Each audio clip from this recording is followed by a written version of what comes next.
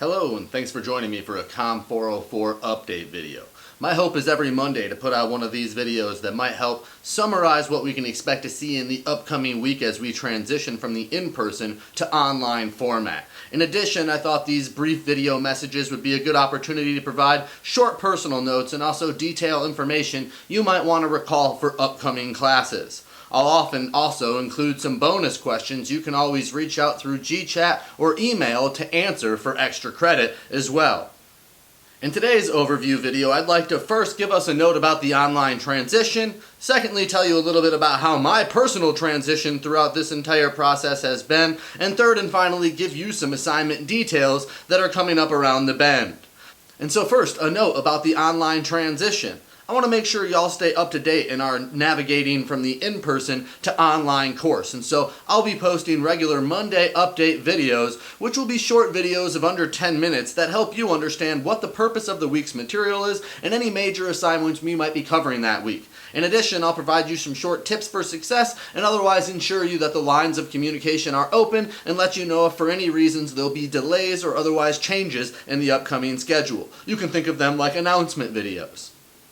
So this week you may have noticed that I've organized all of our YouTube videos as playlists organized around the various class calendar days. I'd encourage you to coordinate with the class calendar and those YouTube playlists to make sure that you've watched each of those playlist videos or otherwise paid close attention to both the reading materials and the PowerPoint posted lectures. Please make sure you know that both the video recorded voiceover lectures, these announcement videos, and the PowerPoints are all posted separately and available for you to view online prior to the exam. However, during the examination period, these videos and the associated PowerPoint materials will no longer be available. In addition, I wanted to provide you some tips for success so you could better apply the materials from these course lecture videos, not just on our upcoming exams and assignments, but also as you seek to retain them in your future career and professional aspirations.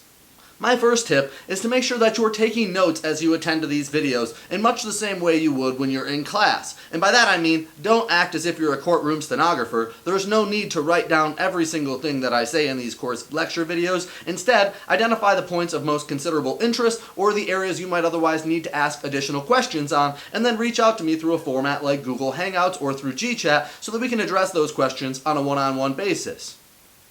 Additionally, one of my best pieces of advice as you attend to these course lecture videos is to note the various parts of material that are not included in the reading or that are otherwise not included in the PowerPoint. There'll be a number of moments where I go on a brief aside to provide additional elaboration or details that might really help you understand those concepts. And so watch the videos like you would in terms of reading the chapter. Pay most attention to those key words or concepts that you think might be relevant to your future assignments, to your exam, or to applications in your career in the future.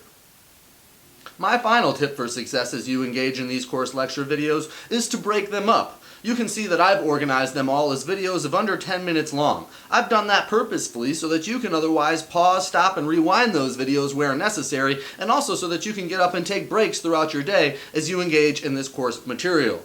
Just like a normal course lecture would otherwise be broken up by points of discussion where I might ask students around the classroom various questions, in these various pause points throughout the playlist, these are chances for you to reflect on the course material and think about ways that you might apply the key concepts within.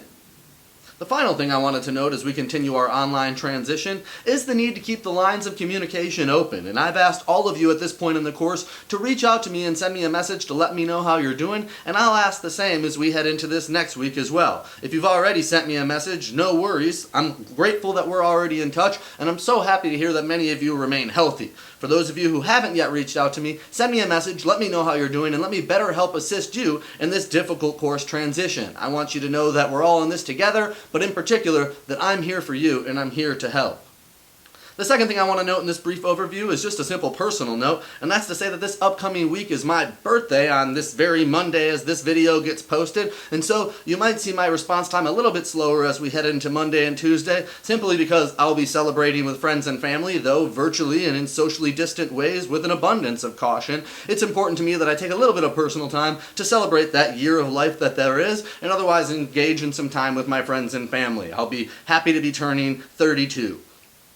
In addition, I wanted to note that I've been taking a considerable amount of time throughout this transition into the online course to develop my video editing and production skills, and I hope that as we continue through this online semester, you see some of those skills pay off. But I also want you to reach out to me if you have any tips, tricks, or bits of advice that I might be able to use to make these video lectures more engaging, more dynamic, more interesting, or otherwise more accessible for you, so that you can make sure that you're not only learning the materials, retaining the materials, but also being able to effectively apply those materials, not just on exams and assignments, but in your life and for the very reasons that you signed up for this course here at UNLV. Finally, I wanted to ask you what some of your favorite quarantine killers are. If you'll reach out to me sometime before Wednesday of this very week, I'd be happy to reward you a few extra credit points as you give me some of your favorite Netflix or Hulu recommendations of shows, or otherwise tell me the books and things that you're engaged in reading right now that might otherwise interest me or my friends and family members, so that I can pass them along as we're all seeking to expand our skill sets, find new hobbies, and otherwise enjoy new shows and series.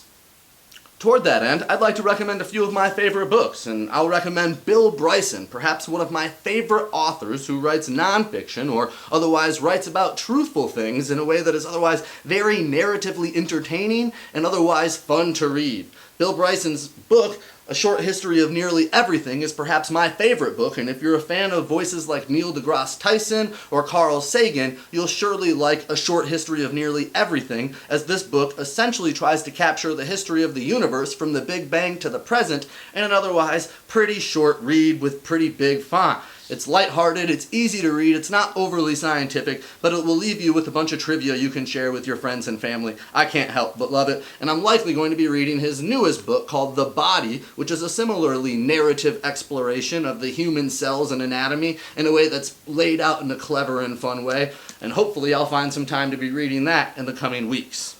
You can also see that I'm making this overview video from an art gallery. This isn't a real art gallery, and this certainly isn't in my home or anywhere near Las Vegas. I've been green screening these in to represent some of my favorite artists that I wanted to share with you. This particular room and gallery represents the work of Alexander Calder, who's famous for making mobiles. We often think of mobiles as those things that swing over a baby's crib, but Alexander Calder's mobiles are intricate, beautiful, uniquely abstract, and otherwise a fun example of pop expressionism as it developed throughout the 1950s, 60s, and 70s.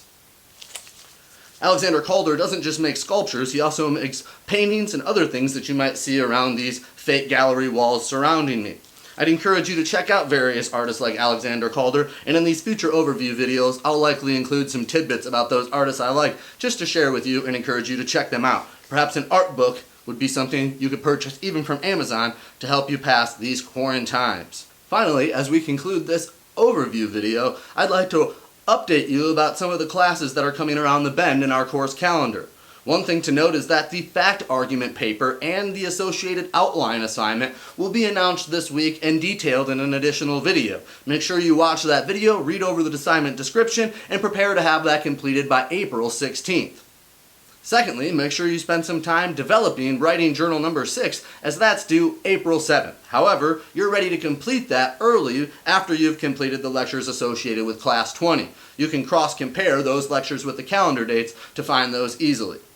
Finally, make sure you're paying attention to the materials as they relate to writing journal number 7, which will be due on April 14th, and you'll be prepared to complete that in just a few lectures after you've completed Lecture 22. Thanks for sticking with me throughout this overview video. We'll be back with more update videos on Monday, and of course, we'll have those Tuesday, Thursday lecture videos posted by our usual 10 a.m. course time. Remember, we're all in this together, and I'm here to help. Don't hesitate at any time to reach out through Google Hangouts, the GChat line, or otherwise just send me an email. If we need to set up a virtual appointment, I'm happy to do that as well.